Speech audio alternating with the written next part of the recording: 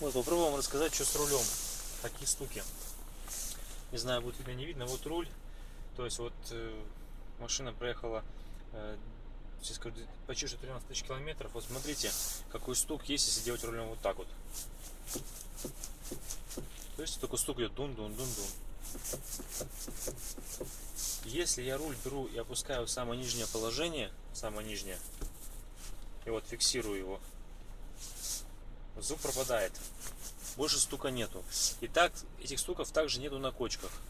Но стоит мне руль только поднять, более высокое положение, в любое из этих положений, вытащить на себя, не вытащить, неважно.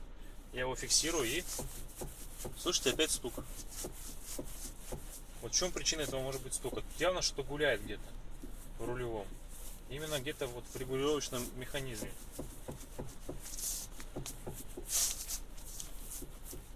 Вот влево-вправо. Я заметил, что если вот я во время регулировки руля вот вниз опускаю, люфтов никаких нету, ни влево, ни вправо. Вот я начинаю сейчас шатать, и появляется вот он, люфт. Вот я в этом положении, до самого верха.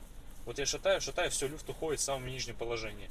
То есть, если ездить все время вот так, ничего, никаких стуков не будет в таком положении. Но мне в таком положении ездить неудобно. Поэтому в этом положении руля стук есть. Но стоит мне проехать немножко, какое-то расстояние небольшое, вот может выехать напрямую, я смогу пошатать, может звука не быть. То есть может не стать. То есть, в зависимости от положения автомобиля. Вот такой звук.